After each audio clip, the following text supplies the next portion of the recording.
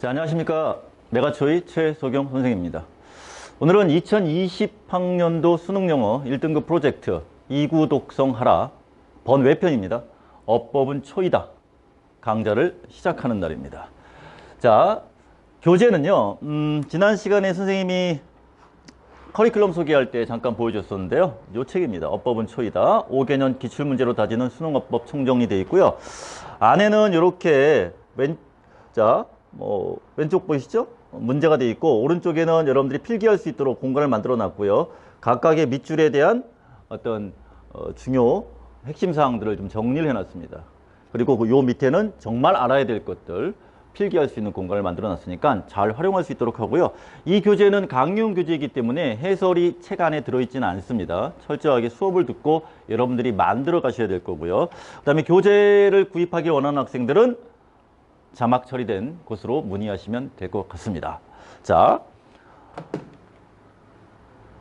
이 책은요 2020학년도 수능을 대비하는 겁니다. 그래서 5개년 기출문제로 다지는 수능어법 총정리, 그냥 앞에만 따면 5기출어법입니다. 5기출어법. 5기출어법. 그래서 여기에는 수능 2019학년도부터 시작해서 5개년 수능 기출문제하고요. 그 다음에 마찬가지 이제 연도로 따지면 2018년이겠죠. 부터 해서 5년까지의 평가원 문제, 6월, 9월 평가원 문제, 그리고 마찬가지 교육청 학평 모의고사 5개년 이렇게 해서 총 30여 문제로 되어 있습니다. 실전 문제풀이고요.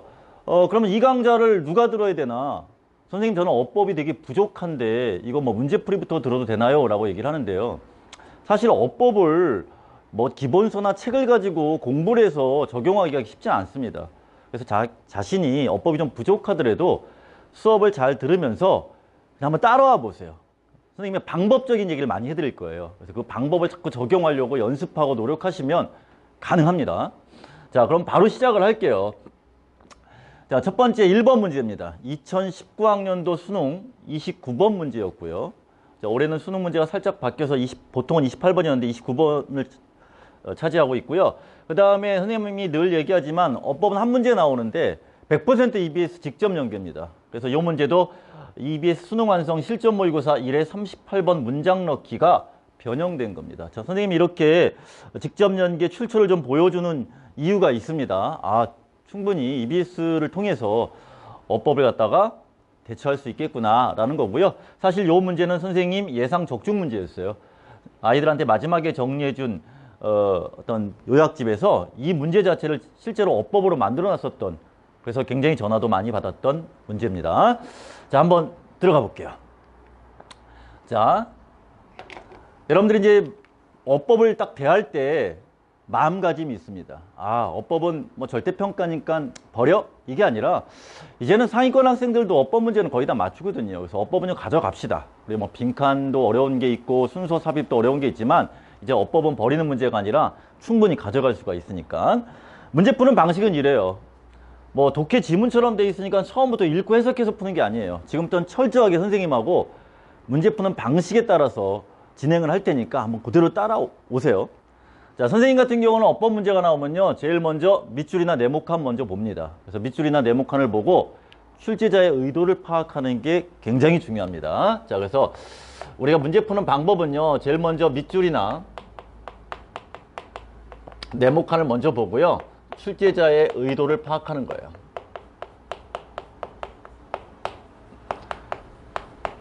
그러면 또 이렇게 질문하겠죠. 선생님, 아유, 제가 기본도 안 돼 있는데 어떻게 이거 보자마자 의도를 파악합니까? 그럼 제가 그냥 한번 물어볼게요. 자, 시험 문제에서 잊으냐, 아냐, 이렇게 시험 문제 나오면 이 문제 모르는 사람 없잖아. 그치? 자, 이거 무슨 문제입니까? 대부분이 뭐라고 대답해? 수일치어라고 얘기하지 않습니까? 그게 바로 출제자의 의도예요. 아, 이건 수일치 문제니까 나는 이 문제를 풀기 위해서 주어를 찾으러 가야지. 이게 방법입니다. 그러니까 모든 문제는 다 이런 식으로 밑줄이나 네모칸을 보면서 출제자 의도를 파악할 수 있다는 거예요. 알겠습니까? 자, 그러면 1번부터 한번 가볼게요. 자, 1번을 봤더니 expressing에서 ing가 나왔어요. 자, 선생님의 문제 푸는 방식은요, 원래 동사에 ing가 붙어져 있다. 그럼 여러분들은 이걸 보면서 동명사니 분사니 이런 거 생각하지 마시고요. 아, 동사에 ing가 붙었어? 그럼 어떻게 접근해야 될까? 자, 원래대로 따지면 동사에 ing가 붙으면 선생님은 무조건 왼쪽으로 동사부터 찾아라. 이 얘기를 많이 합니다. 사실. 자, 그런데 얘 같은 경우는 분명히 지금 우리가 익스프레싱을 봤는데 앞에 뭐가 보여요? to라고 하는 놈이 보입니다. 자, 그럼 여기서 주의를 하셔야 돼요. 자, to라고 하는 놈을 여러분들이 어떻게 처리할 것인가. 자, 사실 여러분들 to 다음에 동사 원형이 나올 수도 있고요. to 다음에 ing가 나올 수도 있습니다. 왜냐하면 이 to가 투부정사의 to면은 이 자리에는 express라고 해서 동사 원형이 나와야 될 거고요. 이 to가 만약에 전치사다라고 한다면 명사나 동명사가 나와야 되니까 ing가 맞을 거예요. 근데 이걸 딱 보자마자 아, 이 to는 투부정사 to야, 아, 이 to는 전치사 to야, 어떻게 합니까? 잘 모르죠. 알 수도 없고. 그래서 자, 이런 식의, 자, 앞으로 잘 보세요. 앞으로 ing 앞에 to가 나왔다라고 한다면 이 문제는 거의 동사의 관형적 표현일 확률이 굉장히 높습니다. 그래서 여러분들이 몇 개 정도는 암기를 하고 있어야 돼요. 시험장에 들어갈 때. 이 to가 전치사로 쓰이는 그 어떤 모습들을 몇 가지는 알고 들어가야 됩니다.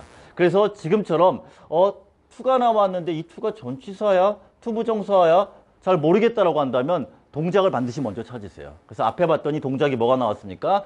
come close to가 나와 있어요.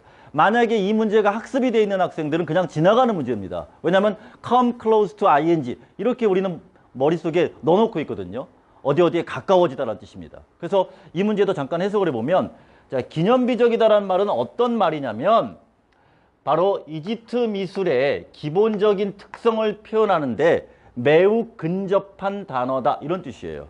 그래서 1번은 come close to ing 이런 식으로 머릿속에 넣어 놓으셔야 됩니다. 자, 한번 기출됐으니까 안 나온다가 아니라 기억을 좀 해두셨으면 좋겠고요. 그래서 선생님이 이렇게 to 다음에 ing가 나오는 몇 가지 형태들을 한번 정리를 해봤습니다. 뭐 필기를 해놓으시고요. 반드시 좀 암기를 했으면 좋겠습니다. 자, 보여드릴게요. 자, 자주 나오는 거예요. 여러분들이 아마 다 아는 단어일 수가 있습니다. 자, 전치사 to ing로 쓰이는 표현들. 자, contribute 하면 여러분들이 어디 기여하다, 뭐뭇의 원인이 되다 이렇게 암기하고 있잖아요. 그래서 contribute to ing, 아, 이때 to는 무조건 전치사 to구나 암기하셔야 돼요. 자, 그 다음에 object to ing. 그러니까 object만 외우지 마시고 object to ing 이렇게 패턴으로 기억을 해두세요. 어디에 반대하다. 그 다음 be used to ing, be accustomed to ing. 어디에 익숙하다. 그 다음에 when it comes to ing. 문제에 많이 나오잖아. 뭐뭇에 관해서라면. 자, 그 다음에 devote a to ing. 어디에 헌신하다 할 때 이때 to도 항상 전치사로만 쓰입니다. 그 다음 우리 중학교 버전에 많이 나오는 거지 않습니까? look forward to ing. 뭐뭇을 학수고대하다. 그래서 요것들을 여러분들이 오른쪽 공간에다가 필기를 해두시고 요 정도만큼은 기억해 두자. 그리고 공부하다가 나오면 추가해서 단권화 시키면 됩니다. 그래서 1번의 전치사 to ing는 하자가 없습니다. 자, 그 다음에 이제 바로 2번으로 가볼게요. 자, 요 문제는 선생님이 이제 예상 문제 만들 때 이 자리에다가 밑줄을 직접 쳐놨었고요. 그래서 아마 시험장에서 선생님이랑 공부했던 학생들은 아마 바로 답을 잡지 않았을까 이런 생각을 한번 해봅니다. 자, 2번 문제는 그럼 무슨 문제냐? 자, 일단 밑줄부터 먼저 보라고 그랬죠? 자, did가 나왔습니다. 자, 이렇게 문장 맨 끝에 did가 딱 나왔습니다. 그러면 출제자의 의도가 뭐냐? 이 출제자의 의도가. 자, 출제자의 의도 대동사라고 하죠. 자, 대동사는 말 그대로 동작을 대신 받는 거예요. 앞에 나와 있는 동작을 반복되니까 대신 쓰겠다 이겁니다. 자, 그래서 앞에 반복되는 동사가 만약에 비동사다라고 한다면 뒤에는 비동사로 대신 써주면 되는 거예요. 그 다음에 앞에 나와 있는 동사가 일반 동사다 라고 한다면 뒤에는 do로 대신 쓰면 되는 거예요. 그렇죠? Yes, I do처럼. 자, 그래서 요 문제입니다. 그러니까 만약에 시험 문제가 did가 나왔다 그러면 이거의 상대 개념은 뭐가 되겠습니까? 시제에 따라서 was냐, were냐 이렇게 비동사가 될 거 아닙니까? 그죠? 그러니까 우리는 먼저 이 문제를 풀기 위해서 앞에 어떤 동작이 반복되는지 그걸 찾으러 가야 돼요. 동작을 찾으러 가야 돼요. 해석도 약간 필요합니다. 자, 일단 한번 가볼게요. 자, 문장 맨 앞에 갔더니 never before and never since에서 주어 자리에 일단 주어가 아닌 말이 나왔으니까 도치가 돼 있겠네요. 그럼 주어 동사가 뭐냐 봤더니 자, the quality of monumentality 얘가 주어고요. has been achieved가 동사입니다. 자, 그럼 한번 해석을 해볼게요. 자, 그 이전, 그 이후, 그 어느 때에도 기념비적이다라고 하는 특성이 완전히 달성된 적은 없습니다. as-as니까 뭐만큼? 그것이 이 기념비적이다라고 하는 특성이 이집트에서 어떤 동작이 반복되는 거예요? has been achieved. 그렇죠? 달성되었던 것만큼. 그러니까 이집트에서 달성되었던 것만큼 달성된 적이 없었다는 얘기니까 반복되는 동작이 뭡니까? 달성되다란 has been achieved 할 때 요걸 시제로 따지면 뭐가 되겠어요? was achieved를 써야 되는 거 아닙니까? 원래는. 그렇죠? 기념비적이다라고 하는 특성이 이집트에서 달성되어지는 수동이니까. 그죠? 그러면 반복되는 동사가 뭐예요? 비동사예요. 비동사. 자, 비동사니까 그냥 be로다가 써줘야죠. 그래서 정답이 2번이었습니다. did가 아니라 뭘로 바꿔야 돼? was로 바꿔야 되는 거예요. 자, 다시 한번요. was가 나오든 did가 나오든 이런 식의 문제가 나오면 이건 대동사 문제구나. 그래서 앞에 나와 있는 반복되는 동작을 찾아라. 그게 일반 동사면은 do를 이용해서 쓰면 된다. 물론 시제에 따라서 did를 써도 되고. 자, 그 다음에 비동사 하면은 be를 써라. 근데 요거 조금 까다로웠던 이유가 has been 이렇게 나왔단 말이에요. 그죠? has been pp가 나왔는데, 자, 그럼 이게 일반 동사예요? 비동사예요? 라고 했을 때, 자, 결국은 해석되는 부분은 여기에요. 비동사 pp예요. 수동태죠. 그렇기 때문에 요 be를 이용해서 비동사로 받아주는 문제였습니다. 그래서 앞으로도 시험 문제에서 대동사가 이런 식으로 have been pp가 나왔다. 만약에 bean이 없이 have pp가 나왔다 그러면 do를 써야 돼요. 과거면 did를 써야 되는 거예요. 근데 has been pp가 나왔다 그러면 비동사가 주축이 되는 겁니다. 수동태이기 때문에. 그래서 be를 써줘야 되는 겁니다. 정답은 2번이었습니다. 됐습니까? 자, 만약에 이제 이게 EBS 학습이 안 된 학생들 같은 경우에는 어법 문제가 그렇게 쉽지는 않았던 거예요. 그래서 오답 베스트 안에도 들어가 있는 문제고요. 자, 그 다음 이제 정답은 잡았으니까 또 한번 가봅시다. 자, 이제 3번 문제인데요. 자, 3번 문제도 역시 문제 푸는 방법 여러분들한테 설명을 하겠습니다. 자, 도우즈가 나와 있어요. 얼마 전에도 또 시험에 나왔던 문제죠. 자, 3번 같은 경우도 문제 푸는 방법 알려드릴게요. 자, 만약에 시험 문제가 도우즈가 나왔다. 또는 뭐 대시 나왔다. 상관없습니다. 같이 다니니까. 자, 일단 도우즈하고 대시 나오면요. 두 가지예요. 두 가지. 근데 먼저 이 문제에 맞춰서 설명을 할게요. 자, 도우즈는 일단 이 문제에 맞게 설명한다면 비교 대상 명사의 일치라고 해요.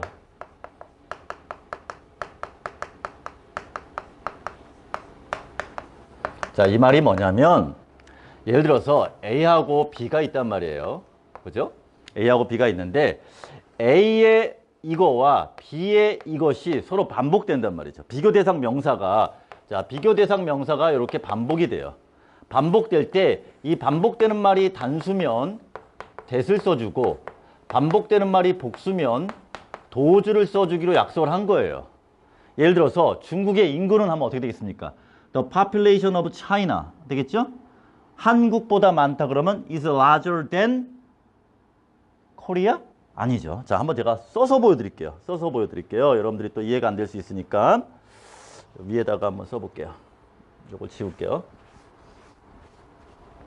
자, 한번 볼게요.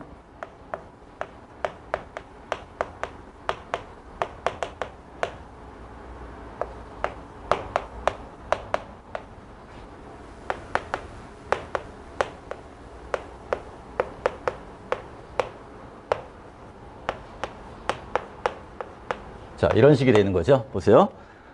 중국의 인구는 한국의 무엇보다 더 크냐 이거죠. 그러면 중국의 A라는 것의 인구가 한국이라고 하는 B하는 것의 이것보다 크다 그래서 반복되는 비교 대상 명사가 뭐예요? The population이죠. 그죠?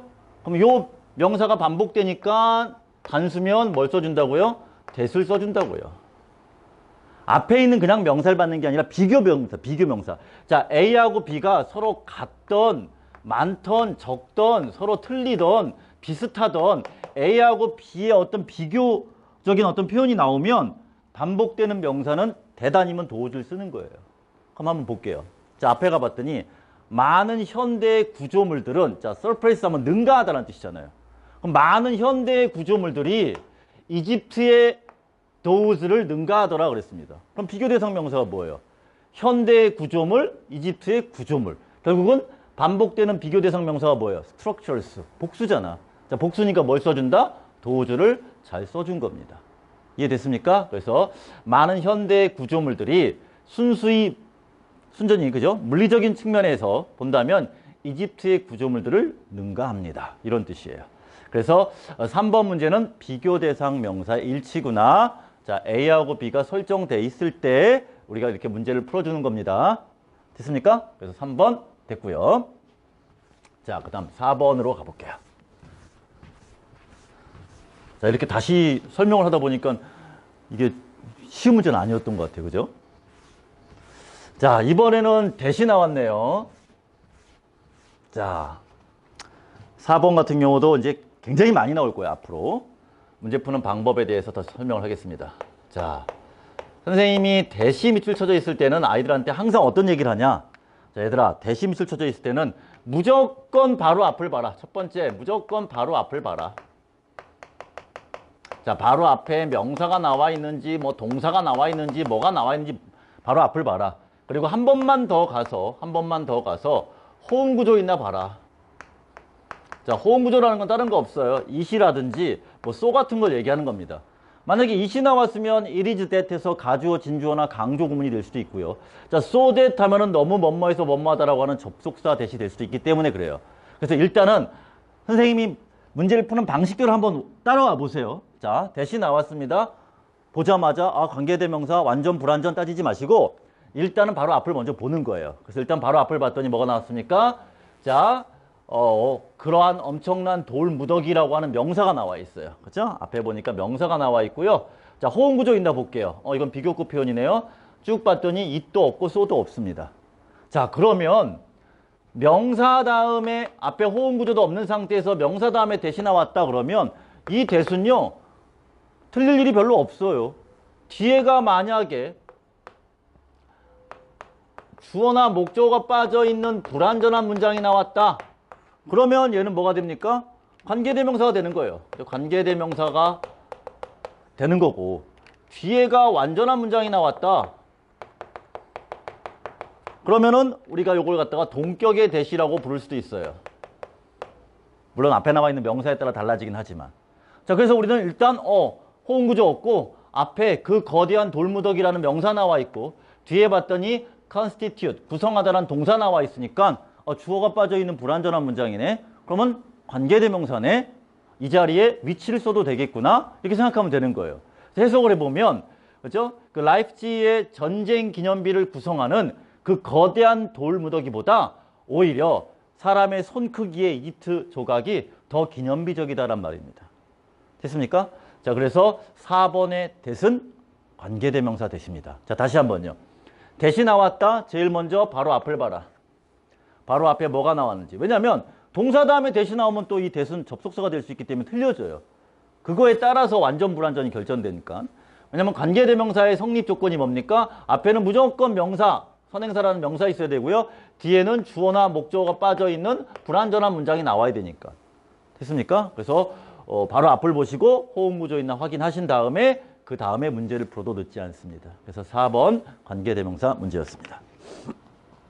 자, 그 다음에 마지막 5번으로 가볼게요.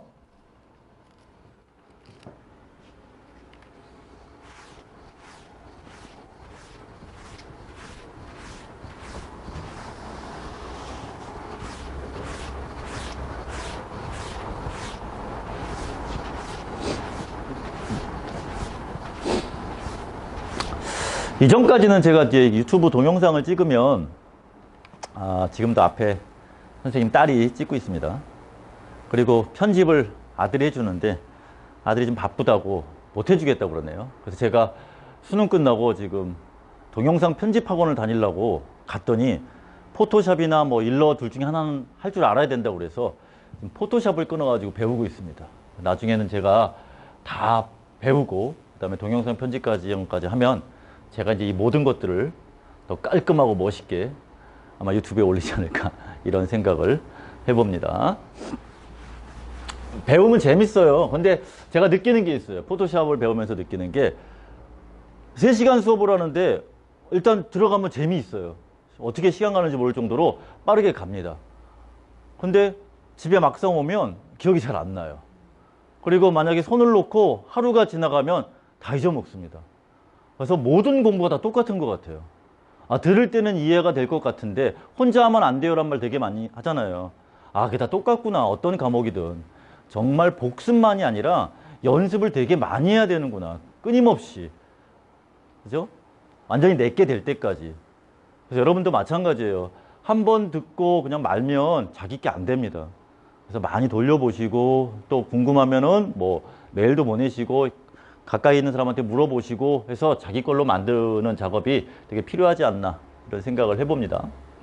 자, 2019학년도 수능 마지막 5번 문제인데요. 자, 요 5번이 되게 어려웠을 것 같아요. 아마 오답이 5번으로 많이 나오지 않았을까. 일단 생긴 게 마음에 안 들거든. 자, 일단 볼게요. 어떻게 풀어야 되나. 자, 일단 curve 하면 우리가 뭐 색이다라는 뜻은 알고 있을 거예요. 단어 뜻을 모르는 학생도 있었겠지만 일단 ED가 나왔네라고 생각하는데, 자, 밑줄 앞에 뭐가 보여요? all 보입니다. 자, 그러면 5번 같은 문제를 만났을 때 언제 어떻게 대응해야 될까? 자, 우리가 밑줄 앞에 자, and나 or, but 자, 이런 말 다음에 밑줄이 나오면 이걸 전부 다 병렬 구조라고 그래요. 병렬 구조 우선입니다. 자, 병렬 구조는 우리가 크게 3가지를 따져봅니다. 첫째는 형태상의 일치가 필요하죠. 그죠? 여기가 ED가 나왔으니까 앞에도 ED가 나와야 되지 않을까? 여기가 명사면 앞에도 명사가 있어야 되지 않을까? 이런 식이에요. 자, 그 다음, 그러니까 형태상의 일치는 꼭 형태가 같아야 되는 건 아니고요. 어떤 문장의 성분이 같거나 품사가 같아도 돼요. 똑같이 보호로 쓰인다 라든지. 자, 두 번째는 이제 더 중요한 게 뭐냐면 의미상의 일치예요. 그래서 사실은 선생님이 병렬 구조는요, 해석이 되게 중요한 문제입니다. 해석이 되게 중요한 문제. 자, 그 다음에 이제 3번째는 혹시나 3개 이상이 병렬되면은 마지막에만 and나 or를 쓰더라. 자, 요걸 이용해서 푼다는 얘기예요. 이게 이제 병렬 구조 문제 푸는 방식입니다. 자, 그러면 얘도 마찬가지. or 다음에 curved, ed가 나왔으니까 일단 형태상의 일치, ed가 있나 먼저 찾아볼 거예요. 아마 누구든지. 그래서 앞으로 가봤는데 ed가 없어요. 그러니까 우리는 이거 틀린 거 아니에요? 라고 생각할 수 있습니다.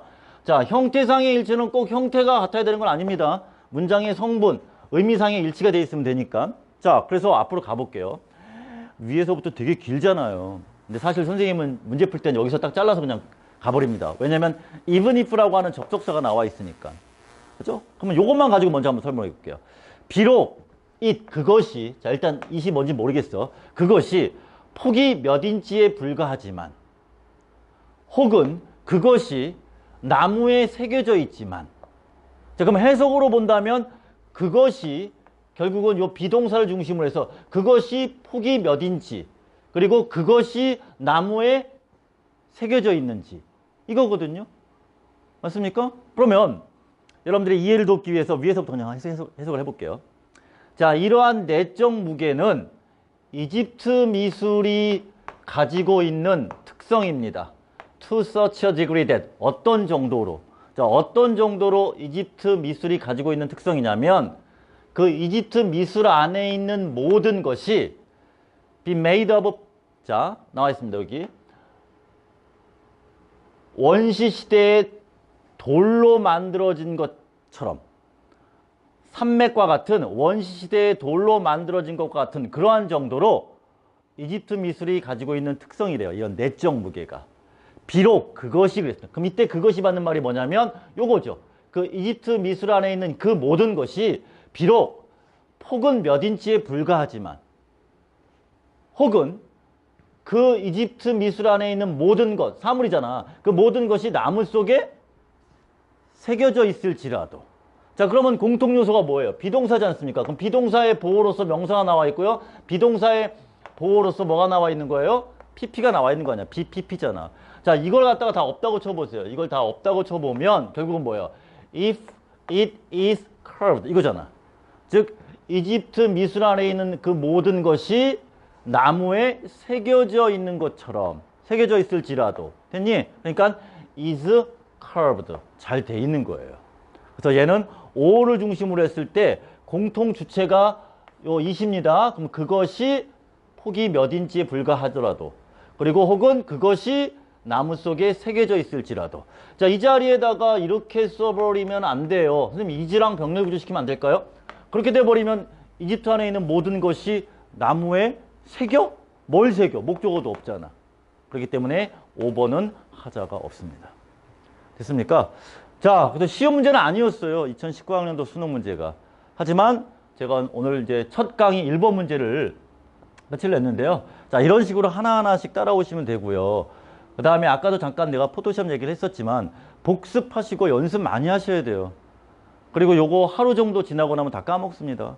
반드시 복습하시고 연습하시고 중요한 건 정리하시고 계속하면서 읽어보시면 아마 이제 시작에 불과하지만 5개년 기출문제, 5기출호법이 다 끝날 때에는 문제 푸는 게 아마 되게 재밌을 겁니다. 어떤 문제가 나와도 딱딱딱딱 답이 나오지 않을까 저는 그런 확신을 합니다. 자, 그러면 이제 2번으로 또 넘어가서 강의를 하도록 하겠습니다.